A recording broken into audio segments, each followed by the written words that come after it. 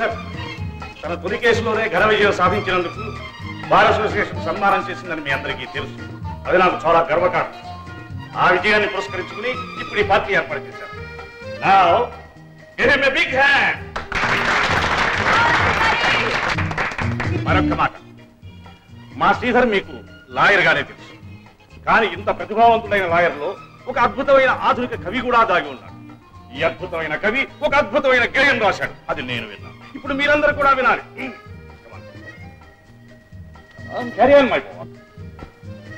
పేదలు పేదలు పేదలు, ఇటు చూసిన అటు చూసిన ఎటు చూసిన పేదలు, దేశమాత వదనంలో మాయని మత్సలు, సంఘానికి పట్టిన దీర్ఘ వ్యాధ, ఎన్నటికీ చిగురించని మూడులు కలిగిన వారల కలకల చూచి కడుపు పండి ఏడ్చే ఏడ్పులు, పెరగలేని తమ బలహీనతను పరుల దోపిడిగా అరిచే అరుపులు, ప్రజాస్వామ్య పరిరక్షణకిచ్చిన ఓటును నోటుకు అమ్మే దరిద్రులు.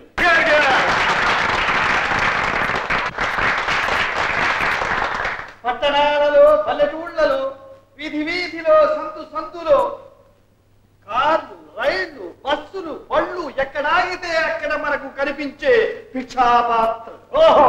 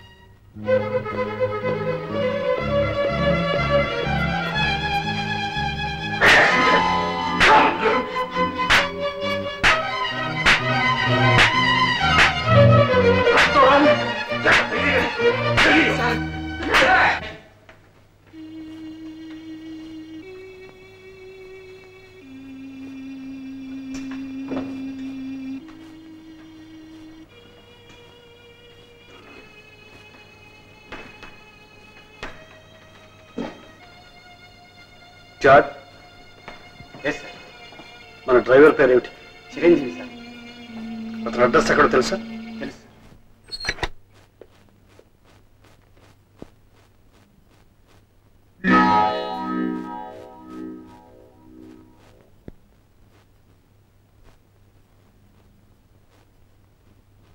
నమస్కారం సార్. మీరు ఎందుకు వచ్చారో నాకు తెలుసు సార్. అంతమందిలో నేను ఎలా నవ్వడం తప్పే అయితే నన్ను క్షమించండి సార్. నేను క్షమాపణ కోసం కాదు. తప్పు నీలోనే ఎక్కడో, అది నాలోనా నా గేయంలో. లేనివాడి దురదృష్టంలోను ఉన్నవాడి అదృష్టంలోను సార్.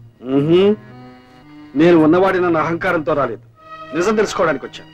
నిర్భయంగా చెప్పు.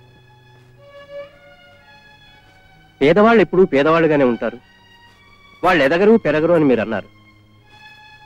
ఎందరో మహారాజులు పేదవాళ్ళుగా మారిపోవటం, కొందరు పేదవాళ్ళు మహారాజులుగా మారటం మీ కళ్ళారా చూస్తూ కూడా మీరు అలా రాశారంటే నవ్వకేం చేయమంటారు? ఇప్పుడున్న మహారాజులందరూ ఒకప్పుడు పేదవాళ్ళనే సత్యాన్ని కూడా మీరు గుర్తించలేకపోయారంటే నవ్వకేం చేయమంటారు? పేదరికం అంటే ఏమిటో మీకు తెలియదు, అసలు జీవితం అంటే ఏమిటో మీకు తెలియదు సార్. మీరు ఊహించుకున్న ఈ దురభిప్రాయంతోనే మొన్న కోర్టులో మీకున్న తెలివితేటలన్నీ ఉపయోగించి వాదించి ఏ తల్లి కన్నబిడ్డను, పెళ్లి కావలసిన ఆడపిల్లను 10 మంది ముందు పతితా వ్యభిచారిని నిరూపించారు, చప్పట్లు కొట్టించుకున్నారు, పూలదండలు వేయించుకున్నారు. కానీ ఆ అమ్మాయి భవిష్యత్తు ఏమైపోతుందో ఒక్కసారి ఆలోచించారా? ఆ అమ్మాయి అలాంటిది కాదని మీకు తెలిసిన రోజున నాశనం అయిపోయిన ఆమె జీవితాన్ని మీరు బాగు చేయగలరా? వ్యభిచారిణి అని ఆమె కంటకట్టిన పట్టాన్ని మీకిచ్చిన బిరుదులతో తుడిచిపారేయగలరా? చేస్తా, తప్పకుండా చేస్తా. కానీ ఆ అమ్మాయి అలాంటిది కాదని నువ్వు రుజువు చేయగలవా? తప్పకుండా చేస్తాను. ఆ అమ్మాయి నీకు తెలుసా? ఆ అమ్మాయి నాకు తెలియదు, కానీ ఆ రాజా, ఆ లోఫర్, ఆ మదించి నాబోత నాకు బాగా తెలుసు. వాడు రోజు ఆడే ఆటలు నాకు తెలుసు. వాడు ఎప్పుడు ఎక్కడ ఏం చేస్తుంటాడో నాకు బాగా తెలుసు. Cheers! Cheers! Oh, come on, beauty. Please come on. Devja. Hi, Raja. Oh, you're here. Please come on. Oh, one more beauty is here. Oh, the great criminal lawyer, Mr. Sridhar. Welcome, రండి. నేనే మీకు బ్రహ్మాండమైన party ఇవ్వాలనుకున్నాను, మీరే వచ్చారు. అంటే మనమంతా ఒకే class, ఒకే race. అందుకే నా కేసు గెలిపించి మన క్లాస్ గౌరవాన్ని నిలబెట్టారు. కానీ సార్, లాలో మనలాంటి వాళ్ళకింత సేఫ్టీ ఉందని రేప్ మాత్రమే కాదు, మద్దతు చేసి కూడా డబ్బుతో తెలివితో ఈజీగా తప్పించుకోవచ్చని ఈ రోజే తెలుసుకున్నాను సార్. నీకు ఈ రోజే తెలిసిందా? నాకు ఇప్పుడే తెలిసిందిరా. స్కౌట్ తప్పుడు సాక్ష్యాలు, తప్పుడు ఫోటోలు ప్రొడ్యూస్ చేసి ఆ అమ్మాయినే కాదు నన్ను కూడా మోసం చేశావు. Scout scout. సార్, నన్ను మీరు ఇన్సల్ట్ చేస్తున్నారు. ఇన్సల్ట్ కాదురా, నిన్ను హ్యాక్ చేయాలి. తెలిసి నువ్వు తెలియకుండా నేను చేసిన ద్రోహానికి ఆ అమ్మాయి జీవితం బలికేవడానికి వీల్లేదు. కమాన్, వచ్చి పెళ్లి చేసుకో. కమాన్ కమాన్. అలా ఆయనే చంపాడమ్మా నా కూతుర్ని. అమ్మా సరోజ అది కోర్టులో చెడిపోయిందని చెప్పినప్పుడే చచ్చిపోయిందమ్మా. అమ్మా సరోజ నా తల్లి, అలా ఆయనే చంపాడమ్మా నా కూతుర్ని. అమ్మా సరోజ, అమ్మా సరోజ, నా బిడ్డ చచ్చిపోలేదమ్మా. అలా ఆయనే చంపాడమ్మా నా బిడ్డను. అమ్మా సరోజ, నా బిడ్డ రత్నం లాంటిదమ్మా. దాని మీద నిందలు వేసి దాని ఉసురు పోసుకున్నాడమ్మా లాయరు. అమ్మా సరోజ నా తల్లి.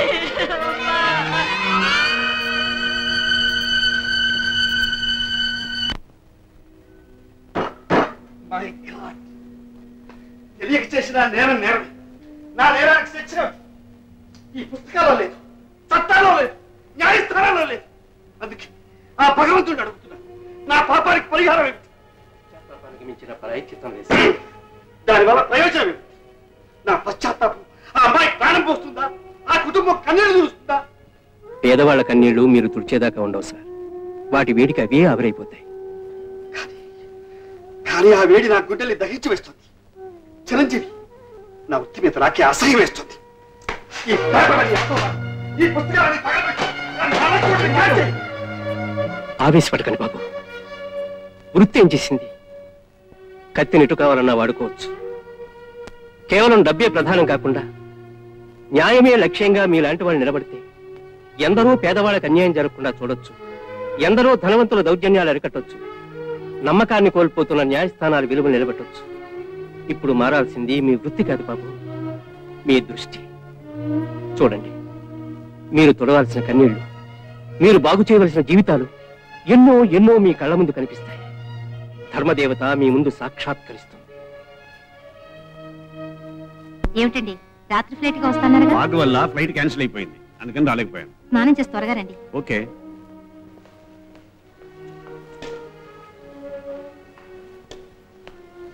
శ్రీధర్, ఏమిటి ఎలా ఉన్నావు? ఎలా ఉన్నా డాడీ? బాగానే ఉన్నాను. No, something is wrong with you. Any problem? Problem ఏముంది?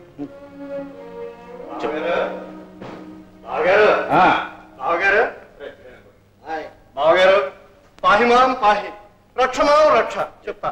ఏమిటి? బావగారు, నా మానం, ప్రాణం, పరువు, ప్రతిష్ట అన్ని ఇవాళ మీ చేతుల్లో ఉన్నాయి. ఇదిగో మన శ్రీధర్ పూనుకొని నన్ను ఈ కేసులో గెలిపిస్తే నేను మా ఊళ్ళో తలెత్తి తిరుగుతాను. లేకపోతే ఈ తలకి మొండానికి ఇవాళతో రుణం తీరిపోతుంది. చెప్తా. అంత మాట ఎందుకయ్యా? శ్రీధర్ నీకు మేలుండేగా, ఆ మాత్రం నీకు సహాయం చేయలేడా? ఏ శ్రీధర్, మనవాళ్ళు గెలవడం మనకు కావాలి. ఓడిపోయేవాళ్ళు ఎవరైతే మనకి? ఇదిగో దత్తుడు, ఉన్నది ఉన్నట్టు, జరిగింది జరిగినట్టు పూర్తిగా మనవాడుతూ చెంత. బాబు, ఏమిటి మేనల్డ్? ఇది మర్డర్కి సంబంధించిన కేసు. మర్డరా? మీరు చేశారా? చిచే, నేను ఎందుకు చేస్తానన్నాడు? చెప్తా. ఆ చేసిన వాళ్ళు నేను రక్షిస్తానని నేను నమ్మకంతో చేశాను. కానీ పొగరెక్కి తప్పతాగి దొరికిపోయారు. ఆ చచ్చిపోగా మిగిలిన వీళ్ళ మీద కేసు పెట్టాను. కనుక నువ్వు నల్లకొట్టేసుకుని కోర్టుకు వెళ్ళి జడ్జి గారి ముందు నిలబడి, బాబు నాయన వీళ్ళు కుక్కను కూడా చంపలేరు అని చిన్న మాట చెప్పు. జడ్జి గారు నమ్ముతారు, వీళ్ళు బయటకు వదిలేస్తారు. ఈ పని నీకే సాధ్యం. ఇది నా పరువుకు సంబంధించిన విషయం. చెప్తా. ఇప్పుడు నేను కోర్టుకెళ్ళి వాదించి వాళ్ళ బయటకు తీసుకొస్తే మీ పరువు వాళ్ళ ప్రాణాలు నిలబడతాయంటారు, అంతేనా? మావయ్య, నువ్వు నా మీద ఇంత నమ్మకం పెట్టి వచ్చినప్పుడు నేను కాదంటే ఏం బాగుంటుంది చెప్పు. నీ పరువే నా పరువు, నీ ప్రతిష్టే నా ప్రతిష్ట, నీ గౌరవమే నా గౌరవం, నీ బరువే నా బరువు. అబ్బా, ఇది మాట కాదలుడు, రక్తపాశం. చెప్తా మావయ్య మాట. ఇప్పుడు ఈ కేసు నేను కోర్టులో బలంగా వాదించాలంటే ఈ మర్డర్ ఎవరు చేశారు, ఎలా చేశారు, ఎప్పుడు చేశారు, ఎక్కడ చేశారు, రుజువులేమిటి, ఆధారాలేమిటి, ఇవన్నీ మనకు కావాలి. చెప్తా. ఎందుకు? ఎందుకంటే ఈ కేసును ఇటు అటు చెయ్యాలి, అటు ఇటు చెయ్యాలి, మరి కింద మీద చెయ్యాలి, పైన కింద చెయ్యాలి, అవి ఇవి అన్నీ చెయ్యాలి. చెప్తా. అందాక 2 లక్షల దగ్గర ఉంచు. ఇది గుమస్తకి అలాగే మాట. నువ్వు నాకు అసలు విషయం చెప్పలేదు. చెప్తా. మిస్టర్ జస్టిస్, ఈ 5 ముద్దాయిలు కలిసి ధర్మవరం రామయ్యను క్రూరంగా హత్య చేశారని కోర్టు వారికి మనవి చేసుకుంటున్నాను. శాంతి భద్రతల దృష్ట్యా ఈ 5 తగు విధంగా శిక్షించవలసిందిగా కోర్టు వారిని కోరుతున్నాను. That's all your honour. Mister Sridhar, you can proceed.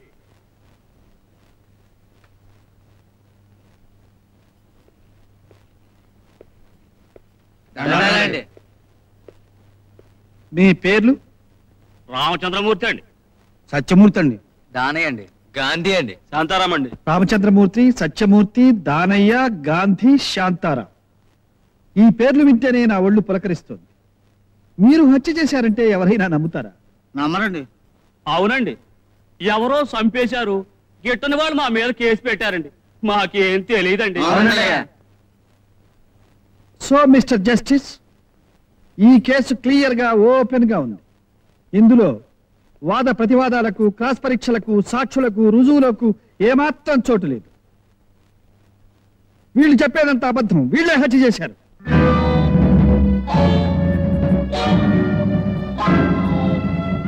గ్రామ కక్షల కోసం ఆ మనిషిని వీళ్ళు చిత్రవద చేసి చంపారు. దానికి సంబంధించిన ఆధారాలు నా దగ్గర ఉన్నాయి.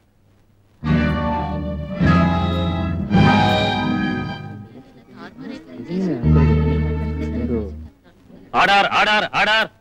మిస్టర్ శ్రీధర్, మీరు డిఫెన్స్ లాయర్ అనే సంగతి మర్చిపోయారనుకుంటాను. నాకు బాగా గుర్తుంది మిస్టర్ జస్టిస్. నేను డిఫెన్స్ లాయర్ని అయినా నేను డిఫెండ్ చేయవలసింది లాను గాని నేరాన్ని, నేరస్తుల్ని కాదు. నేరాన్ని కప్పిపుచ్చాలని, న్యాయాన్ని కులాలని ప్రయత్నించే డబ్బు మదాన్ని కాదు. ఆ ఉద్దేశంతోనే ఈ కేసుకు సంబంధించిన ఆధారాలన్నీ మీ ముందుంచుతాను.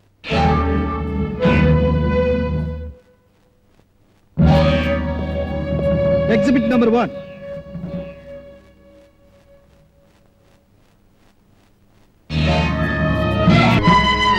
That's all your honour. చెప్పుడు మాటలకు, తప్పుడు సాక్ష్యాలకు న్యాయస్థానం బలి కాకూడదనే ఉద్దేశంతో వీళ్లకు తగిన శిక్ష విధించాలని కోర్టు వారిని కోరుకుంటున్నాం.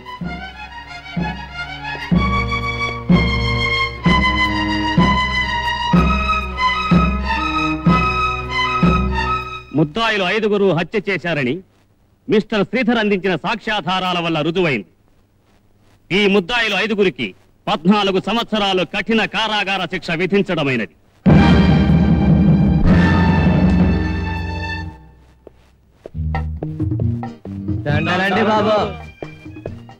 ఏమిటయ్యా ఇది? లాయర్ బాబు గారు, ఈ రోజుల్లో మాలాంటి పేదవాళ్ళని చూసేది ఎవరు బాబు? తమలాంటి లాయర్లు ఉండబట్టే మాలాంటి పేదవాళ్ళకి అన్యాయం జరగకుండా ఉంది. ఎందుకంటే మేము ఏమి ఇచ్చుకోలేము బాబు. ఇందులో నేను చేసింది ఏముందయ్యా? న్యాయం గెలిచింది అంతే. వస్తాను.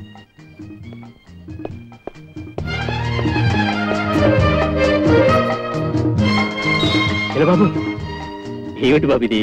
ఈ దండ డ్రైవర్ చిరంజీవి కాదు, నాకు జ్ఞానోదయం కలిగించిన వెలుగుకి.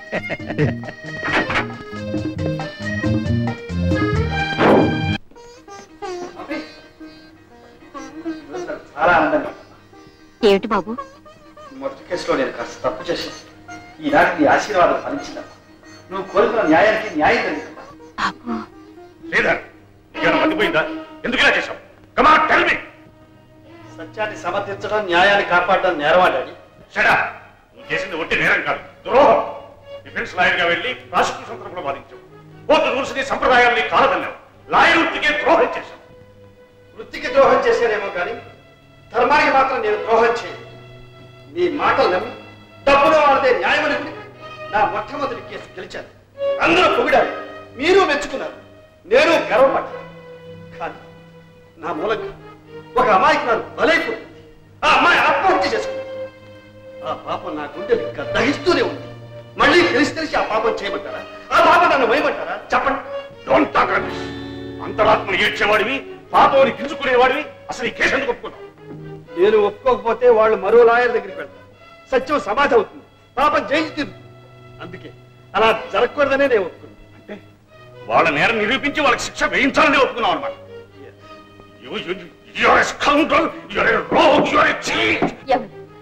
ఎందుకండి వాడిని అంతంత మాట్లాడతారు? డబ్బు కమ్ముడు పోలేదనా? మనసు చంపుని లక్షలు సంపాదించలేదనా? ఇంకా ఎందుకండి సంపాదన? మీరు సంపాదించాలదు. బాబునైనా మనిషిగా బ్రతికినవండి. వాడి మంచితనమే వాడిని కాపాడుతుంది. చెప్తా. మీ ఆవేశంలో మన శ్రీధర్ గొప్పతనాన్ని గ్రహించలేకపోతున్నారు. అతను సామాన్యుడండి. న్యాయానికి గొడుగు, నీతికి జెండా. చెప్తా. నా కేసు ఓడిపోయింది, ఓడిపోవాలి. మరి న్యాయం గెలవాలిగా. మరి బాబు, బుద్ధుడు పుట్టిన దేశంలో పుట్టినవాడిగా నువ్వు చేసిన పని మనసారా అభినందిస్తున్నాను. చెప్తా. ఇంతవరకు మీరు చెప్పింది చాలు, ఇక నేను చెప్పేది వినండి. చెప్తా. మీరు ఇచ్చిన 2 లక్షలు గుమాస్తా దగ్గర ఉంది, తీసుకెళ్ళండి. ఇంకెప్పుడు అన్యాయాన్ని వెనకేసుకొచ్చి గడప తప్పకండి. వెళ్ళండి. బావగారు చెప్తా. అక్కయ్య చూసావమ్మా, ఆ 2 లక్షలు నాకు తిరిగి వాపసు ఇస్తాట. ఏ కేసుకు ఫీజు కాకపోతే పెళ్లి కట్టంగా ఉంచుకోవచ్చుగా. చెప్తా. లేకపోతే కవిత నేను ఎందుకు కన్నాను, ఎందుకు పెంచాను, కన్ని పిల్లగా ఇన్నాళ్ళు నేను ఎందుకు ఉంచాను? చెప్తా. నువ్వు వెళ్ళిపోయావా? ఇంకెవరికి చెప్తాను? చెప్తా. హాయ్ సుబ్బారావు, హాస్టల్ నుంచి మాట్లాడుతున్నాను. అవును, చిక్ చిక్. ఏయ్, నేను ఎలా ఉందంటావా? Wonderful, fantastic. నీ నాక్, నీ కిక్ ఇంకెవ్వరికీ రాదు. ఏం స్పీడు మొదలెట్టిన దగ్గర నుంచి చివరి దాకా ఒకటే మోత. ఓకే సరే, bye bye, cheerio. Oh hi daddy. ఎవడేవాడు? Football champion Subbarao daddy. My love, my life, my everything daddy. లరా, నీతో మాట్లాడాలి. పద. హాస్టల్ ఎందుకు వచ్చావు డాడీ? నా కర్మకాలి నీలాంటి కూతురు కన్నాను గనక. ఓట్లో నా కేసు ఎలాగూ క్షౌరమైంది. నాకు మిగిలిన ఆశలా నీ కేసే. చెప్తా. నాకేసే డాడీ. చూడు, ఫుట్బాల్ వాడిని, గూటి బిళ్ళవాడిని, గోలికేల వాడిని ప్రేమించకమ్మా. 8 కోట్ల ఆస్తి, 4 బిల్డింగులు, 2 కొబ్బరి తోటలు, మామిడి తోట. మీ బావ శ్రీధర్ లేడు, వాడిని ప్రేమించమ్మా. చెప్తా. How can it be daddy? Already ప్రేమించేశానే. ప్రేమించిన వాడిని పక్కన పెట్టు. నేను ప్రేమించాలి అంటున్నవాడిని నువ్వు ప్రేమించు. Impossible daddy.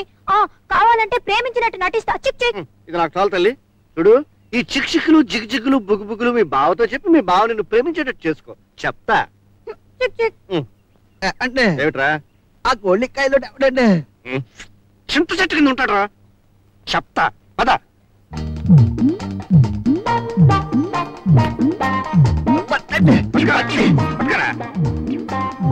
దక్కిందండి, దక్కింది. అంటే ఎవడయ్యా ఫుట్బాల్ సుబ్బారావుట? నేనే. ఏ ఓహో, నువ్వేనా సుబ్బారావు?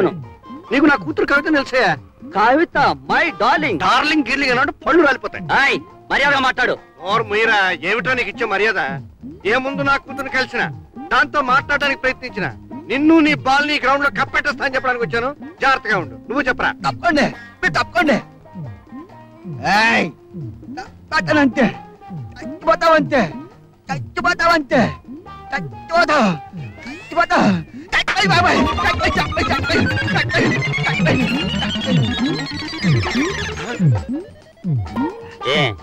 ఇక నీ సంగతి ఏమిటి? అబ్బే, నా సంగతే ఉంది, నా సంగతే లేదయ్యా. ఇదిగా నీలాంటి వాడి కోసం ఎన్నాళ్ళు ఎదురు చూస్తున్నానయ్యా.